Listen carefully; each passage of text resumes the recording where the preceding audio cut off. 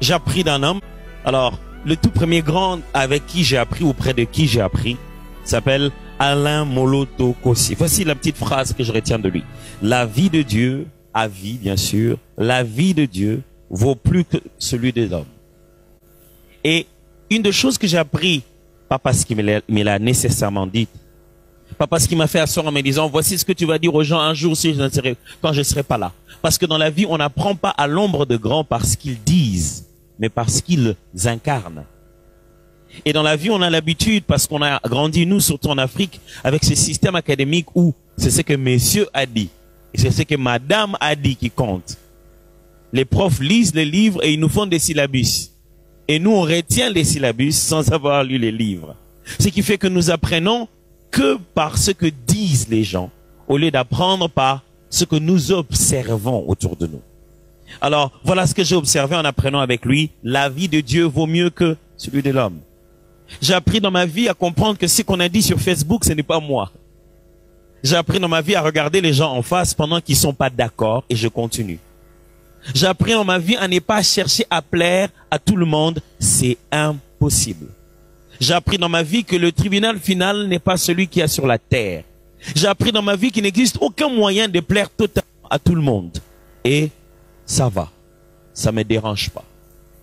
Si je suis là où je suis aujourd'hui dans ma vie, c'est parce que j'ai accepté que je ne peux pas plaire à tout le monde. Parce que j'ai accepté déjà qu'il y aura toujours un peu de ceux qui ne sont pas d'accord. Parce que j'ai accepté qu'il y a toujours de ceux qui auront leur propre version des faits. Vous savez, vous avez tous vu cette petite image qui circulait sur WhatsApp, ça m'a toujours fait rire. Il y avait la petite photo un petit dessin d'un couple.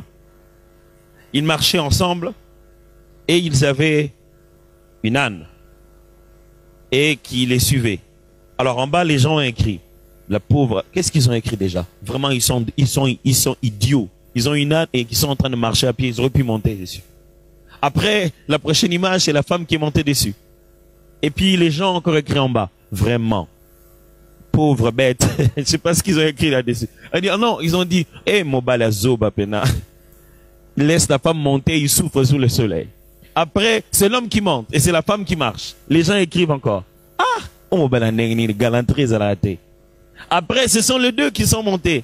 Et les gens écrivent, ah, Nyamao Mawabat, mi balé, il n'existe aucune façon d'être malgré vos efforts et de pouvoir plaire à tout le monde.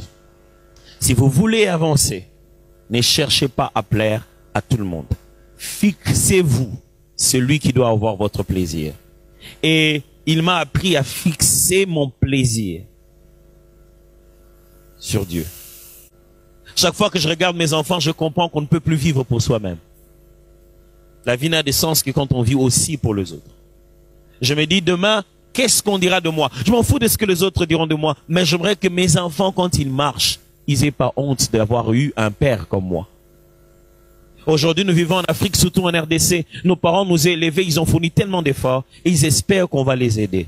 Tu ne nous as pas élevés pour qu'on t'enterre. Tu peux épargner toi-même pour garder l'argent de ton cercueil. L'enterrement n'est pas une responsabilité des enfants. Je ne veux pas mourir brusquement et brusquement envoyer les enfants aller emprunter de l'argent à des endroits. Je vais laisser du bonheur et non pas de la responsabilité sur la tête des enfants. Je veux que le jour où je ne serai pas là, mes enfants aillent encore plus vite. Pas qu'ils ralentissent encore. Il y a des parents, dès qu'ils sont morts, la famille est entrée en dette.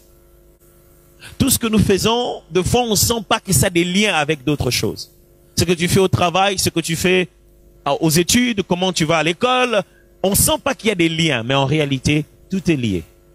Il n'y a pas d'acte isolé. Le fait que je vienne ici a de l'influence sur beaucoup de choses dans ma vie.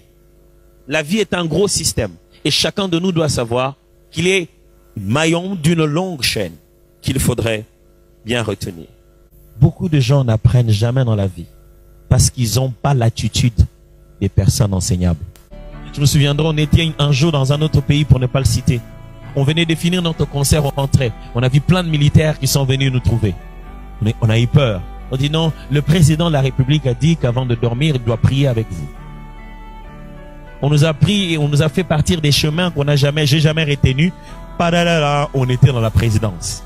Des maisons telles qu'on en voit le film. Je me suis dit, qu'est-ce que je suis en train de faire ici. Je n'étais pas parti. Moi, j'étais parti à l'ombre de grands. Ils n'avaient pas besoin d'atomes. Ils avaient besoin d'un arbre appelé Gaël qu'un grand avait construit. Et moi, j'étais juste à l'ombre. Quand je suis entré là-bas, c'est pas parce que le président voulait me voir. Le président voulait voir quelque chose qui s'appelle Gaël et ce n'était pas ma vision. Si vous voulez devenir un grand visionnaire, travaillez d'abord dans une autre vision. J'ai dit, je vous remercie.